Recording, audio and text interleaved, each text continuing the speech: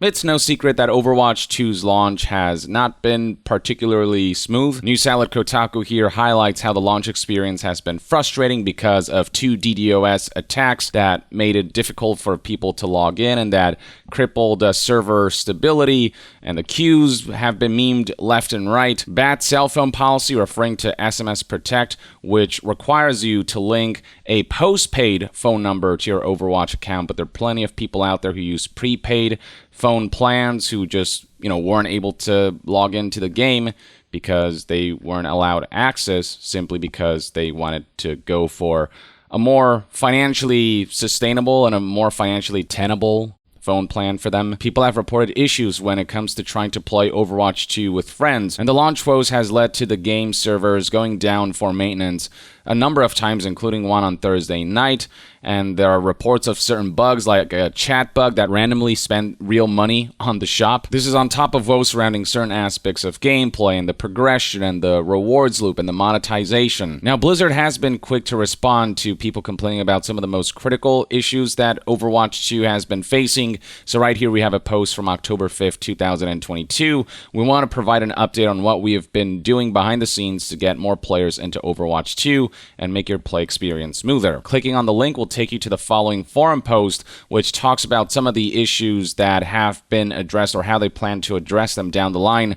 Starting with SMS Protect, they have listened to the feedback and were quick to address this by saying that for the majority of players, we will not be enforcing this anymore, which is a good move. We have made the decision to remove the phone number requirements for a majority of existing Overwatch players. Any Overwatch player with a connected Battle.net account, which includes all players who have played since June 9th, 2021, will not have to provide a phone number to play. We're working to make this change and expect it to go live on Friday, October 7th. Though it is worth noting that accounts that were not connected to Battle.net as well as new accounts will still have to meet SMS Protect requirements. So for those whose first time experience with Overwatch is with Overwatch 2 and have prepaid phone plans, this is still not an ideal situation, and they'll essentially be locked out of the game unless they change their phone plan to something more expensive. This is better than nothing, though. There were plenty of people who came from Overwatch 1 which didn't have such requirements and just couldn't play Overwatch 2, and because Overwatch 1 went offline, they had just no Overwatch options. Overwatch 1 ceased to exist, and Overwatch 2 has requirements that some people cannot meet. Next up, they address queue issues, server crashes, and stability, which was a major issue, especially in the first day or two since the game's launch. The TLDR is we have addressed some issues and are in the process of addressing others, but players should still expect to see queues. Now, I did try to log in today, and I actually got into the game fairly quickly, almost instantly, in fact, so queues seem to have cleared up. In terms of server stability, I'll have to play more, but so far my personal time with the game, when I did get in, has been that there have been no disconnects, but different people's experiences have varied. This forum post also addressed problems that people have been having with merging accounts, which resulted in missing player items or data, and this is what they said on that front. Half of the reported cases is players having not yet completed their account merge, and one cause of this is due to a bug with the launch build not providing an account merge prompt on some console, so they've worked to resolve that. And then in the other half of reported cases for this issue, things are just taking longer than expected for items from the original Overwatch to transfer and populate in Overwatch 2. In all cases, no player data has been wiped or lost. We have a client-side fix for this that cannot be deployed until next week. So for those who have been experiencing this delay in transfer, note that you haven't lost all that data. On the back end, that data is still there. It's just the game's taking longer than expected for those items to actually show up in Overwatch 2. Next week was the window given for when that'll be fixed across all players. And finally, they note that a separate issue with account merge where players who had merged their console and PC accounts were experiencing problems logging in, that bug has been resolved. And last but not least, they talk about incorrectly locked heroes and items for existing players. I've seen plenty of reports on this across social media and forums where people go into a match and like half the heroes are locked for no good reason. These cases are almost certainly related to our new first-time user experience flow incorrectly being applied to existing players. We have seen relogging into the game resolve this issue in most cases, and apparently this problem was further exacerbated by the 2 DDoS attacks. But yeah, while they're working on this on the back end, the solution they offer for when this does happen to you is to restart the game. So as far as critical technical issues are concerned, Blizzard Blizzard has been quick to respond or provide some kind of update, and throughout the days we have been seeing them tweet about maintenance times and fixes that are coming out. Here is a forum post that provides additional updates on everything going on with this game, resolve bugs, known bugs, so on and so forth. And here's another tweet from October 7th. We have made progress working through launch issues. Another link to issues that they are trying to or have resolved. So at the very least, Blizzard is being pretty actively communicative about everything. And obviously the DDoS attacks, that's not their fault. But at the same time, Blizzard having an extensive history and track record of messy launches, it's just frustrating for players who are, who set time aside to play this game on day 1, day 2 in a state that was, decently stable, but with Overwatch 2, the launch was plenty of people couldn't play the game, period, for the most part. And it's just not how you make a good first impression. There are plenty of memes regarding the queues in particular, where you were in line with 30,000, 40,000, 50,000 other players, and when you did reach the end of the line, the servers would disconnect you and force you back to the back of the line. The queue number will get reset to 30, 40, 50,000 or whatever. It was just this whole mess. And so people have been posting things like this. Please fix this bug. I was kicked out of this queue simulator and got to a weird menu. Posts like these have been going viral. And while that's more on the comedic side of things, a more serious issue is the game's progression, reward system, and monetization, which on Reddit especially, we're seeing plenty of discussions around. So right here we have a post whose headline reads, "I would much rather pay $40 to $60 for Overwatch 2 than have to spend $20 on a legendary skin. Legendary skins whose cosmetic design don't really evoke legendary." Here's another Reddit user who goes into further details. "The microtransactions are actually insane. Please do not support this system.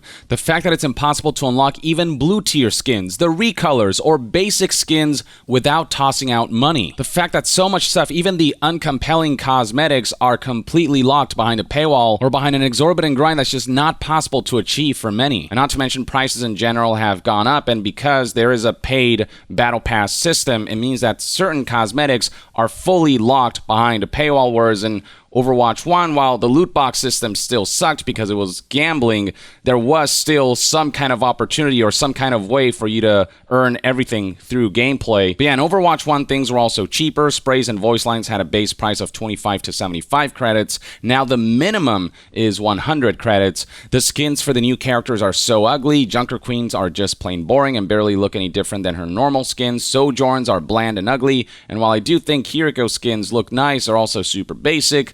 And right here it is highlighted how the loot box system had its flaws, but it actually made me want to play the game. The sheer display of greed makes me feel like I'm covered in a thick slime when it comes to the Overwatch 2 monetization system. You've really fucked up with your monetization system when people miss frickin' loot boxes. Another Reddit post says, "Loot boxes are better than this battle pass." Here's one more that simply reads, "Do you miss loot boxes yet?" Now, I hope people don't fall into the trap of making loot boxes out to be a good thing all of a sudden just because Overwatch 2's system feels that much worse than Overwatch 1's loot box monetization. Loot boxes still suck. It's just Overwatch 2's monetization implementation is so much worse, and that's how companies move the goalposts. They make worse and worse monetization systems so that the old ones don't seem as bad and become more normalized when people go, you know what, I miss that old thing that was bad, but not as bad as this. This is how companies pull off the 2 steps forward, 1 step backwards maneuver when it comes to how much further they push what they can get away with. Push the level of egregiousness by 2 steps, so when they take that 1 step back, people perceive that as, oh, well, that's better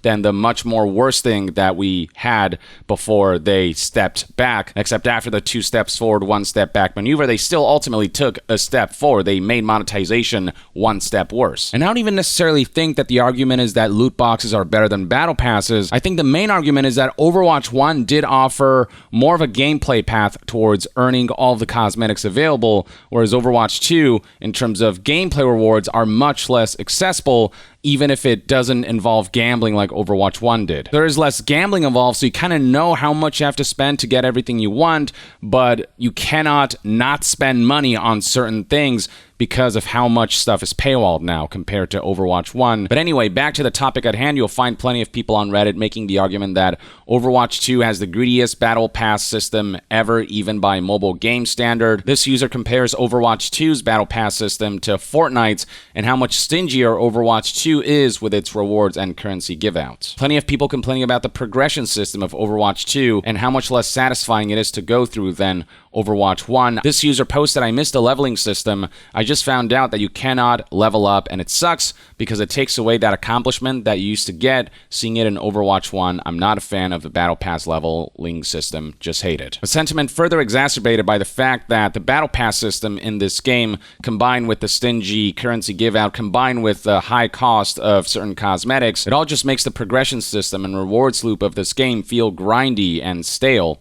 The Battle Pass is immensely grindy, and getting those free tokens from challenges takes months to get enough for a skin. Some folks have already done the math, and the amount of grind that it takes to unlock legendary skins without paying for them with real money is pretty ridiculous. "I hate the new way to get currency," says this Reddit user. "It is so difficult. We have to grind for like 33 weeks for one legendary skin in the shop. They should let us earn them in the Battle Pass, make the roll queue for coins instead of Battle Pass XP, make daily quests for coins." Coins being the premium currency that you have to use to purchase some of the more premium cosmetics. This screenshot right here is a great example of why so many people are complaining about the progression and monetization in Overwatch 2. "For real though, what the F is this?" exclaims this Reddit user, who points out that the rewards give out for the challenges are paltry, 10 to 30 per challenge, and there are only so many you can do at a time. And when you compare that to the prices that we're seeing here in terms of coins cost to get some of these cosmetics,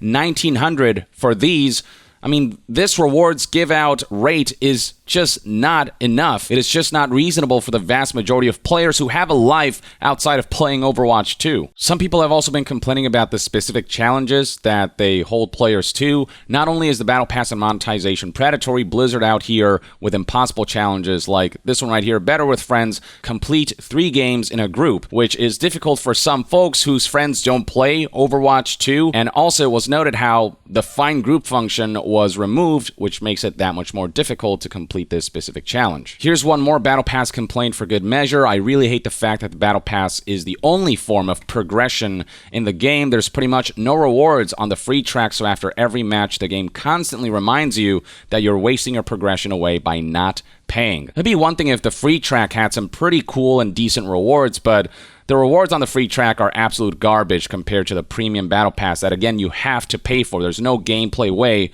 of accessing the premium Battle Pass rewards. People are also highlighting the fact that these $20 cosmetics are lackluster in quality for the price that's being charged. Why is Kiriko's Athleisure skin considered legendary? The only real difference is her jacket for $20. Similar sentiments were shared by this Reddit user whose post garnered over 10,000 upvotes already. "Legendary skins for new characters do not capture any unique themes and feel like they could replace default skins and still work within those agents' identities." And here is a meme post. One of these images shows a legendary skin that costs you $20 or 32 weeks of grinding. The other shows a default skin. Can you guess which one is the unique look you have to pay for? I genuinely don't know. I haven't played as Junker Queen yet. I haven't looked at her skin set, but looking at this right here, I genuinely cannot tell, which further highlights the point that if you are going to charge $20 for a skin, which by the way you shouldn't, that's utterly ridiculous, but if you are, at the very least, make these skins really stand out, make them incredibly epic to look at, and really give people that sense of, holy shit, that is badass. Other Reddit users highlight what feel like cut corners in the form of things like Legacy Orisa skins having a generic javelin despite increased costs. And that's another thing that Overwatch 2 is doing. They're charging money for skins from Overwatch 1, for old assets essentially. And you got situations like this one where they're charging 36 euros for 3 old skins. What's going on here, asks this Reddit user. The principle of it all feels wrong. The price point versus the currency giveouts ratio feels wrong, and so you got people posting memes like this. $20 for a single skin seems fine, doesn't it? And basically, here's a comic of how Blizzard perceives people's financial situation where they think it just rains money for people. For those who are unable to pay for the premium Battle Pass, these are the rewards that you get on the free track. These are some of the examples. There's just nothing here that is at all compelling. And this is something that plenty of people agree with, judging by the fact that this is one of the most upvoted posts, over 24,000 upvotes in the last 2 days. And now we're starting to see news outlets like Forbes spotlighting the complaints surrounding monetization and the rewards. Too many skins are just basic recolors with not enough variation. New legendary skins for new characters like Kiriko and Junker Queen do not have the same level of effort put in as past legendary skins, and the free Battle Pass rewards are abysmal compared to the paid track, and everything just costs way too much and too little currency is given out for playing the game. And this is just the monetization side of things. Plenty of complaints surrounding how Overwatch 2 just feels underwhelming for a sequel, and how it seems to almost have taken a few steps back in a few areas. Can't help but feel underwhelmed, says this Reddit user. What happened to medals, highlight cards, and being on fire? Essentially, what happened to all of those things in Overwatch 1 that told you, good job doing this, this, and that? Or just telling you, you're on a roll right now, keep going, that kind of gave you that adrenaline boost that made you have even more fun with the game. Another Reddit user echoed similar sentiments. Overwatch 2 feels so empty and non-rewarding to play. When you finish a match, you just go straight into the next queue. There is no after-action report, no medals, and only about 5 seconds to interact with your teammates or enemies post-match. There is no being on fire during the match. There isn't even a leveling style of progression to begin with to kind of incentivize you to keep playing for that next reward. There is only the standard 21st century Battle Pass progression system locked behind a paywall. Oh, and the new skins are also boring and bland as hell. Here's a more viral post that shares similar sentiments with over 21,000 upvotes. It pretty much says the exact same things, while also highlighting the removal of certain fan favorite maps like Hanamura. Even the little things like the round completion screen people are complaining feels like a step backwards from Overwatch 1. Doesn't this screen look really low effort to you? This is like nowhere near a critical issue, but it's like the little things do add up, you know, once you put them all together. And then if you thought queues for getting into the game was bad, some people are experiencing awful queues for trying to migrate their accounts. You can't be serious, says this one Reddit user. You're ready for migration. Close your game now to begin the migration. Oh, by the way, it'll take approximately 381 days. Over a year, like a year and a month, basically. Now, I'd like to think that at this point, server issues and the like have been resolved enough that this isn't an accurate representation of how long it'll actually take this user to complete their migration, but plenty of people are seeing issues like these. There are also many complaints surrounding the moment-to-moment gameplay, like the fact that May's ice wall is broken if you intend to use it to climb up and to scale certain structures and taller platforms. This is what happens. Where, yeah, it just, the collision on the wall is just not consistent, so it makes it very difficult to utilize it properly. People are also discovering visibility issues when it comes to HUD elements that give you important information. It's really difficult for supports in Overwatch 2 to tell if allies are missing HP through walls now. In Overwatch 1, there used to be a very clear color difference between full HP and like 199 over 200 HP. Now, I often think allies are full HP when in reality they're missing anywhere up to 20% of their health. That might explain why when I was playing the game yesterday, the consistency in terms of people healing me when my health is not at full was just less consistent than I remember it being, and I wondered, you know, are players just like bad in this match? But it might just be like a visual cues issue where they just can't tell that my health is not at full. Somebody else here also adds that I find myself losing fights because there's little visual cues on my own health now. Beyond that, some folks are still reporting that when they log in, sometimes half their heroes are locked, which is an issue that Blizzard did address, and they recommended that if this happens to you, restart the game and see if that works. But hopefully this will be a universal fix so people don't have to restart their game, especially risking potential queues that they might have to go through. And it's not just this one user. People in the comment section of this thread, mine as well, literally all my mains are locked, WTF.